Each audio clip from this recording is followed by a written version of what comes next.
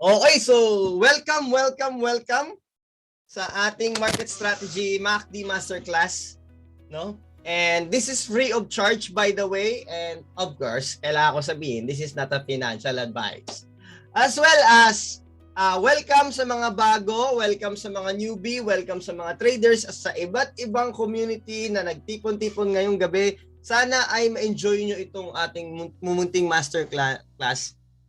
But definitely, it's super crazy, no? Nasa 205 na tayo at the time of this recording. And I'm happy to say na we are happy that you're here. And we will teach you to the full extent ng abilities namin. Now, without further ado, let's begin with MACD. So nga pala sa mga hindi nakakilala sa akin, my name is Admiral MJ. I'm one of the admirals of this group. Actually, I'm the only one admiral pala for now. So hopefully makahanap pa tayo ng ibang admiral na magka-qualify, but you have to take a test and things like that. I have to say this as well na guys, wala po kaming pinapabayad lalo na ito sa mga lectures namin sa MACD. Marami pa po kaming lectures na naka-upload sa YouTube soon. Ay, meron na po naka-upload sa YouTube. Isa-isahin nyo na lang po yung kung whichever you find the most comfortable to watch to. And then don't forget to like and subscribe, hit that notification button para ma-update kayo pag meron kaming bagong videos na lalabas. As well as join our Discord community, nandiyan po sa mamaya sa chat somewhere or dito sa link sa baba, I don't know. Pero link description below. Click that on our Discord group as well as our Facebook group, nandiyan sa baba. So, the link description below as well. So, yun lang, no? Let's begin. Sorry, annotate pala yun. Sorry about that. Okay, so let's begin, no? Hindi ko na nilagyan ng table of contents. That's because we're just gonna pass through these basic things, no?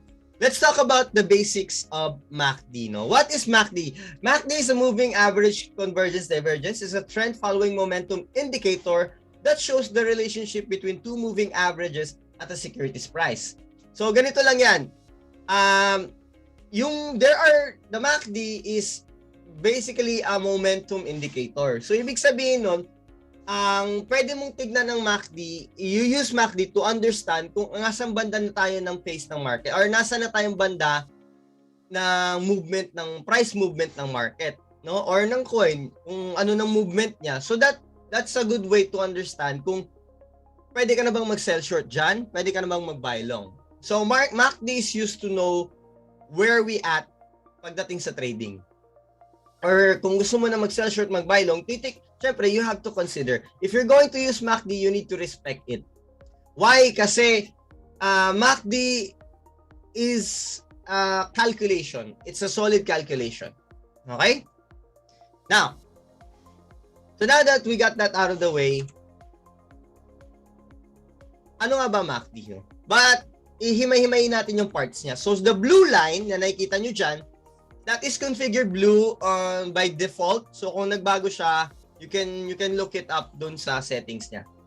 So the MACD line or the blue line is calculated by subtracting the 26-period exponential moving average from the 12-period EMA or exponential moving average. Ngayon, that is by default. Okay? Pwede nyo pong baguhin yan. But in this case, no, lalo na sa mga newbies, we're just gonna use the standard, no, or the default setting. Reason being is that default setting in itself is actually very effective. No? It would not be a default if it's not effective at all. So keep that in mind. So no, yung MACD ay blue line. Now, ano naman yung kapartner niya? Syempre, may kapartner siya dyan. At yun naman ang tinatawag na signal line or yung orange line. By default, it's colored orange. A 9-day EMA of the MACD is called the signal line. It's then plotted on the top of the MACD line, which can function as a trigger for buy and sell signals. So, isa din pong malaking indicator ay ang signal line. Kasi nga, 9-day EMA siya nung MACD. So, meaning, hindi siya EMA nung price alone na, EMA po siya nung MACD or yung blue line. No? There are maraming confusion as to ay 9-day EMA lang pala yung red line or yung signal line. Not necessarily. yes, it's a 9-day EMA, but of the MACD, not of the price na nakikita mo ngayon sa chart mo. So it is heavily based, or it's actually based on the MACD itself, o yung MACD line.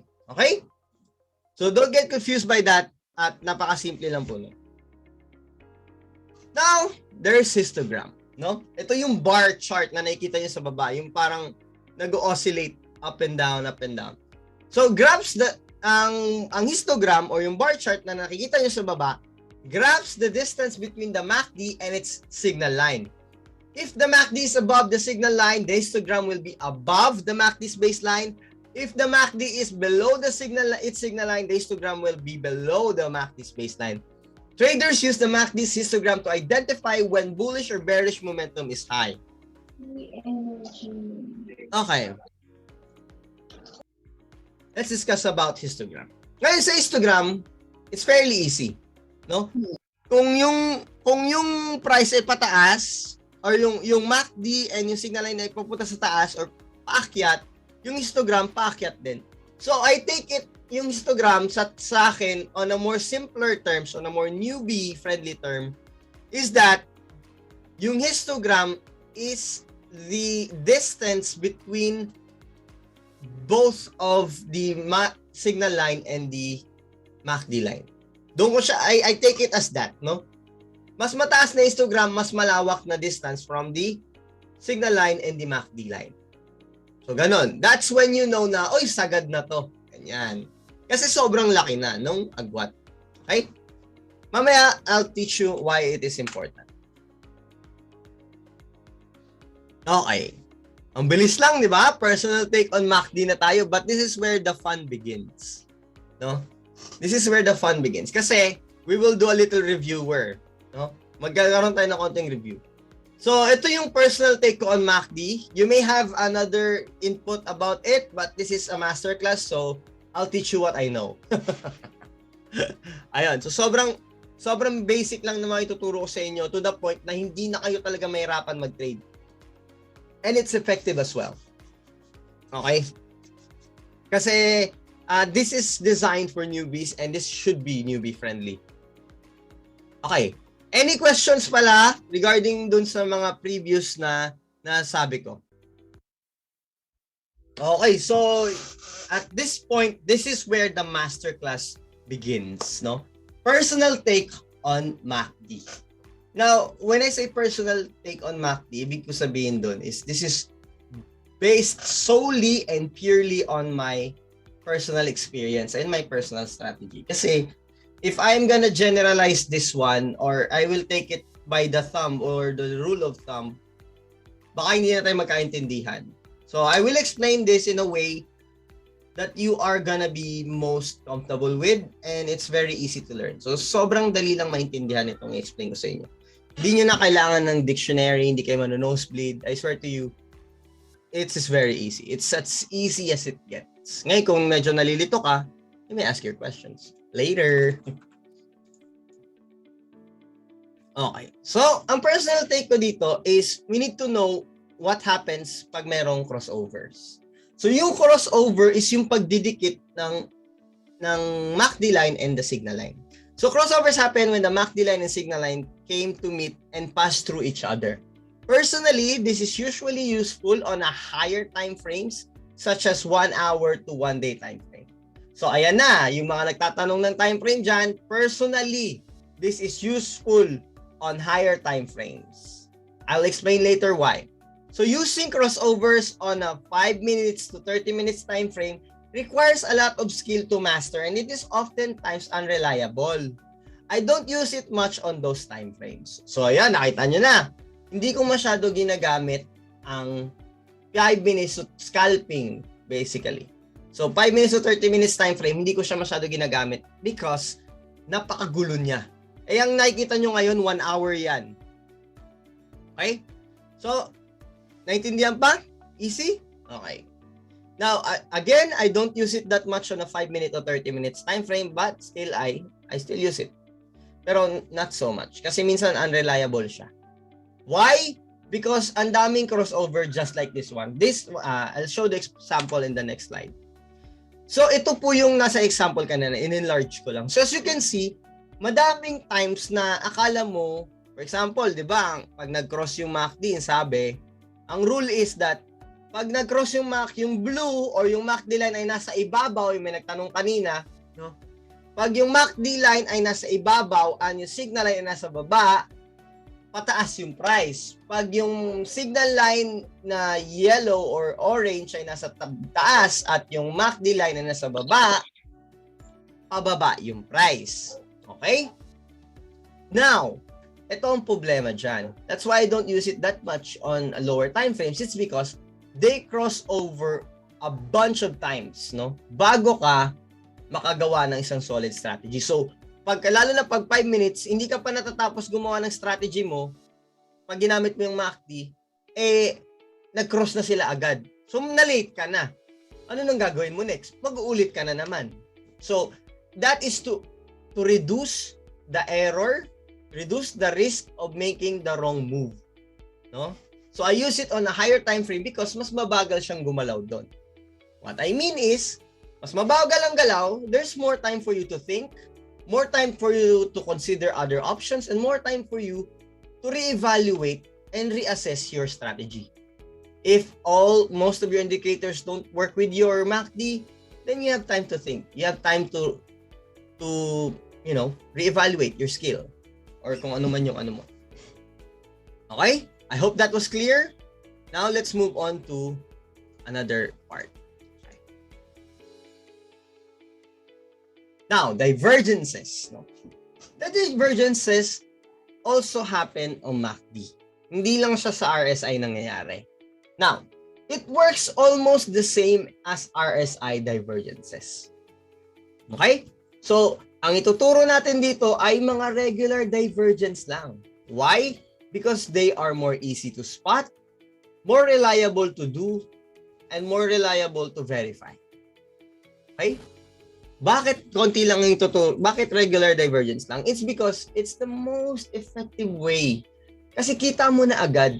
Wag mamaya na, kasi pagka ginamit natin yung mga hidden exaggerated divergence sa MACD, things will be a bit more complicated. It requires a lot more skill to master. Lalo na yung mga ganong divergences. I suggest, and I highly recommend, by the way, na yung regular divergence lang muna yung gagamitin natin. Especially sa ituturo kong masterclass strategy mamaya. So, yun lang. Ang kailangan lang nating matutunan, bearish, bullish divergence, regular divergence lang. Nothing else. Kasi sa hidden, sa exaggerated, there are also other things to identify, also other indicators to consult. Magbabago. No? Marami ang magbabago pagka hidden and exaggerated. It's not only that nakita mong hidden or exaggerated siya, is that yun na yun. It's not like that. It's on a whole different level. That falls to the advanced technical course na tinuturo ni Master Raven, ni Coach Raven. No? That falls to that category. So we're gonna teach you guys how to utilize divergences. Yan. So nakikita nyo dyan ay isang bearish divergence. Okay? Bearish divergence lang. Sobrang easy, sobrang dali. Now, nakita nyo ng ganyan. Diba? Dito, ng candlesticks, ganyan. Yung EMA, ganyan. Yung EMA, yung MACD, ganyan. Then, ayun na nga. Bumaba na nga siya ng bumaba. Diba? This is on a 1-hour time frame, ha? By the way. Alright. Now, everything clear so far? Natin kung may next pa. Ayan, personal usage. Mamaya. So, eto na. Mabilis lang yun, di ba? Hindi ko pa pinakita yung bullish, ha. Bearish lang muna pinakita ko. Pero mamaya, papakita ko yung bullish. Hindi ko lang siya nasama. Okay, now that we got that out of the way, let's go to the personal usage of MACD. Eto na. Nakita nyo na sa baba. SNR, RSI, candlestick, MACD. Those are the only 4 indicators that you will need for this strategy. Ngayon, yung SNR RSI candlestick, tinuro ko yan last week. yung combo na yan, and I think there are a bunch of you na kumita na because of that. I see you. Send me 10 USDT. Joke lang. No, so I'm pretty sure na kumita na kayo doon. And again, in every strategy, there should be discipline along with it. So disiplina, kung gusto nyong matutunan to, kung gusto nyong gumaling sa linyang to, sa larangan na to, disiplina ang kailangan. Ang ating environment ay alagaan. Ganun. Yun ha. So, I'm pretty sure kumita na kayo dyan sa SNR site control and candlestick combo. Now, let's talk about involving MACD in the process. So, ito na yung pinaka-pinakil, no? Ito na yung pinaka, ang pinaka. Yun na, wala na ibang word for that. I don't know why. So, simple lang. So basically, you just add it on the last combo that I taught you. It is relatively easy as well. Treat MACD as another form of RSI. Spot for divergences, and trading has never been this easier. Ngayon, I don't want to waste time so much on that because we are gonna do a live charting. So live charting na tayo at this point. Ngayon, papakita ko na sa inyo yung mga tanong nyo kanina na paano po yung nagko-cross, humahalik lang, tapos naghihiwalay ulit? Ibig sabihin, hindi sila meant to be at sila ay magjowa nung high school, tapos naghiwalay sila. Anyway, so I will teach you how to trade gamit ang MACD para hindi kayo malinlang ng MACD. I'll show you now. 1 second. Ayan na. Ay, oops. Let's talk. Okay. Sorry about that. So as you can see here, dami na nating kalat na ginawa. Let's delete that. Okay. Ayan. Ay, sorry. Ba't ako may Emma? Okay, everybody can see this? Everybody can see? Do we have a yes? Do we have a yes? Do we have a no? Can you see this? Can you? Yes, that's good. That's good. That's good. That's good. That's good. Uy, si Pedro nakapwesto sa Luna. Ikaw ha. Pumesto din ako dyan. Kumita na ako dyan. Tapos na ako dyan. Anyway. So, let's talk. Okay. Subukan natin sa 1 hour time frame. Okay? Para ito yung middle ground ng scalping and ng scalping at ng day trader, no? So, let's do this.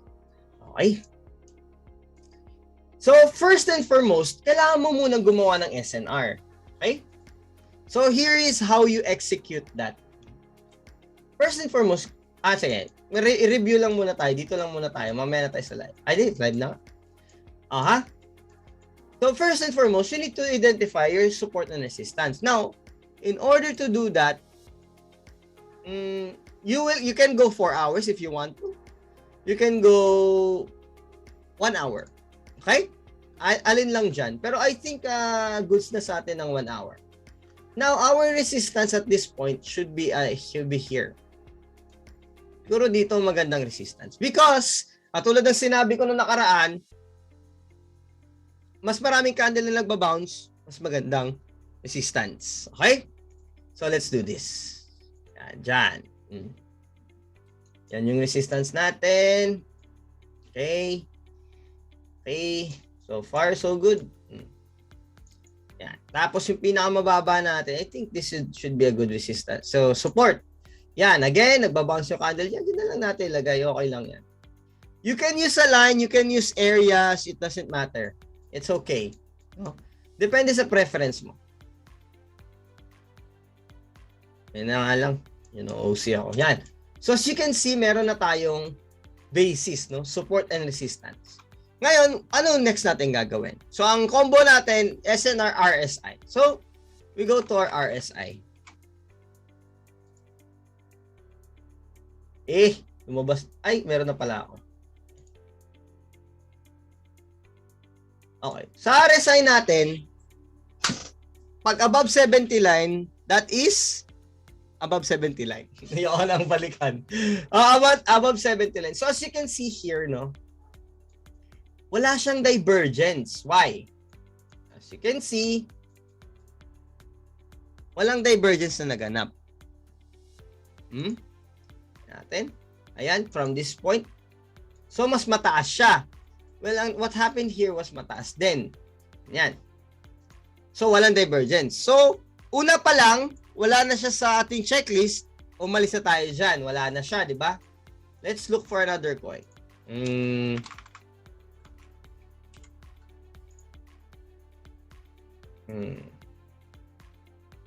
Ayan, we found one. Okay. Ito na pala yung... So, dito naman, pag-usapan natin. Ito na lang muna kasi nagawa ko na to. Mas madali ko nang i-explain ko sa inyo. Mamaya na yung live. Live din naman to eh.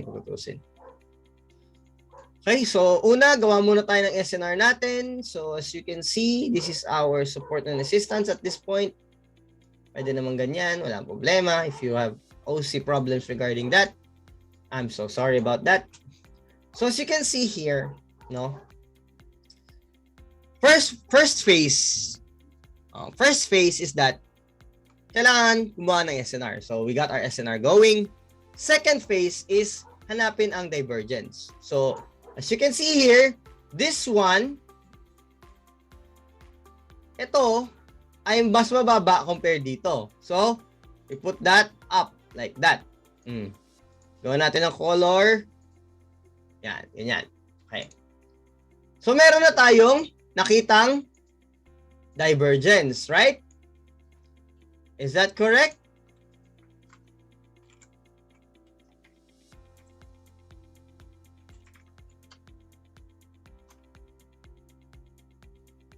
Okay.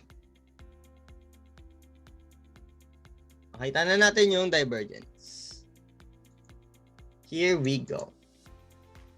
So, in here, ito naman yung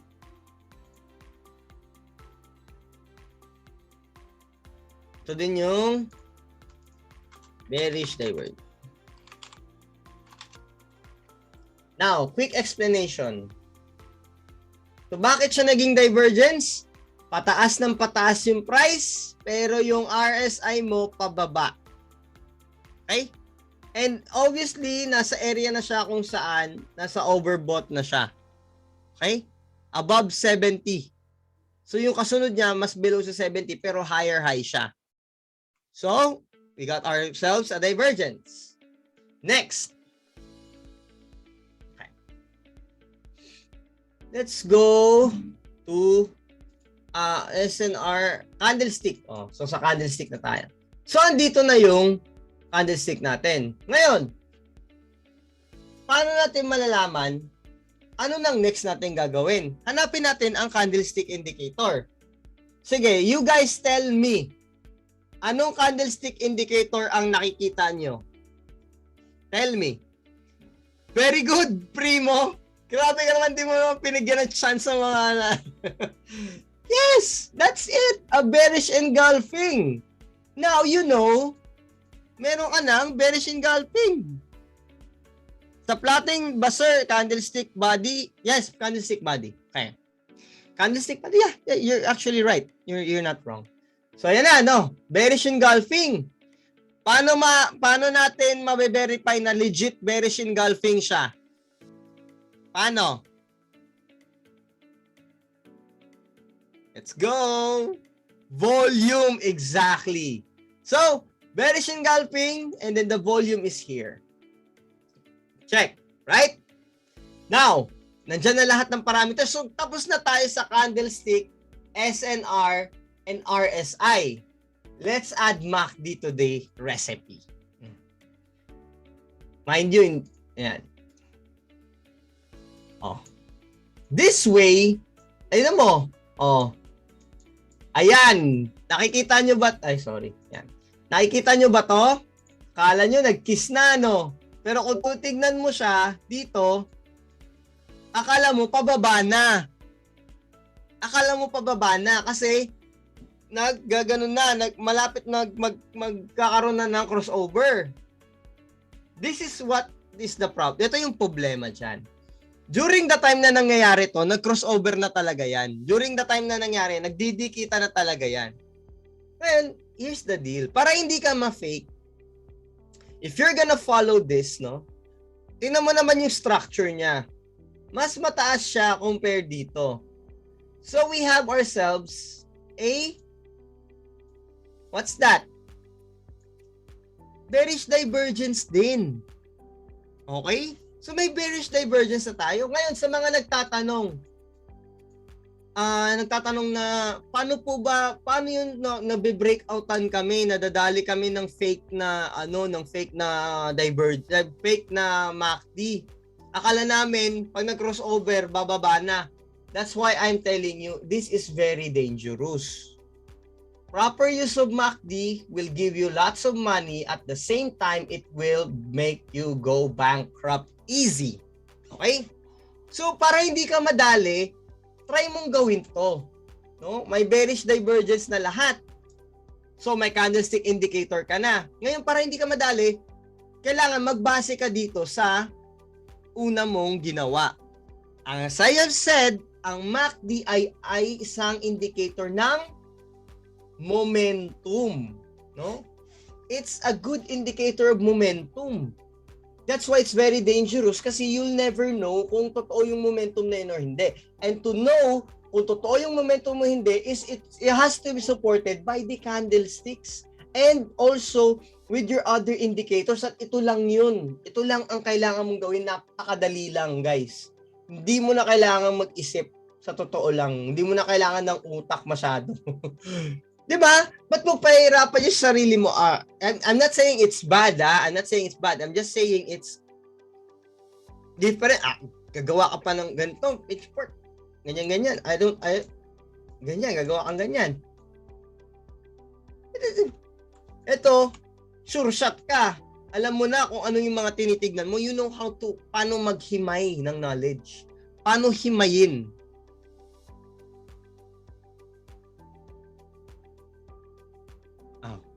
Mamaya, I'll answer your question. So, anyway, so yan na. So, meron na tayong bearish divergence. And as you have seen here, confirmation candlestick, lagi tayong lalabas sa confirmation candlestick. Sa double top, pwede naman siyang double top kasi sudden You should know the rules, by the way, ng mga indicators nyo. Pwede siyang ma-count as double top kasi it's at a peak price at malapit siya sa support, sa resistance mo. That's when you know it's a legitimate kasi it's the price is at its peak. Pwede naman siya ma-consider. Okay? So ito na, nangyari na, no. As you can see here, all of our ang MACD nakasali na, may bearish divergence nga daw sabi ni MACD, then it's a good time to buy at this point, 'di ba? Yan, bili ka na diyan sa next candle na yan. Or pwede ka ring bumili dito sa divergence, no? Pwede ka ring bumili divergence sa bearish engulfing, okay lang. Hindi ka naman maliliquidate dito. That's just less than 1%. Kahit nag-times 50 ka dyan, hindi ka malulugi. Okay? Hindi ka maubusan ng pera. So, pababa na. And guys, need I tell you how much I earned here? 9.24 times 50. 9.24 times 9.40 times 50. Let's try.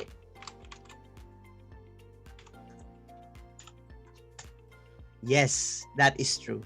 That's actually 477% of my earnings. Okay. Goods. Oxmanox. So I earned 9 ano yan? Magkano yung in-earn ko? Nakalimutan ko, kakasabi ko lang 9.4 times 50. I earned 470% of my money here. Kahit $10 lang yung tinaya ko dyan, ilan din yun? 40. Ay? So, yan. Alright, so yun lang no. Yun lang po ang ating for today. That's all what we have for today. That's all our time for today. But, nevertheless, sana nag-enjoy ka at sana naintindihan mo ang ating mga tinuro today. And I really appreciate those people na nagstay and to watch, nanonood sa live. Sana ikaw na viewer ka, no? Kung lost ka, kung hindi ka pa part ng group namin or ng community namin, Market Strategy 2.0, kindly click sa description below. Meron dyan yung Discord page namin or Discord group namin. Sumali ka. Click mo lang yung link and then gawa ka lang ng Discord mo, pa-verify ka lang, then all is well. Ngayon, nandyan din kami. Meron din kaming Facebook group. Kindly click the description below. Nandyan po yung Facebook namin. Sumali ka po at tanggapin po namin kayo with all open arms. Kung ikaw ay nahihirapan, kung ikaw ay nalilito, kung ikaw ay walang-wala na at walang-wala ka na talaga sa trading, hindi mo na talaga alam ang gagawin mo, or na-scam ka, or may tingin mo na i-scamin ka ng isang nang-i-scam sa'yo, dito ka na pumasok sa amin. All of the learnings are absolutely free. Wala kaming hinihingin pisong duling sa'yo. We just want you to listen and lend us your ear as we guide you to your cryptocurrency journey. So, this is me, Admiral MJ, and I will see you next time. Next time. Bye-bye. Okay.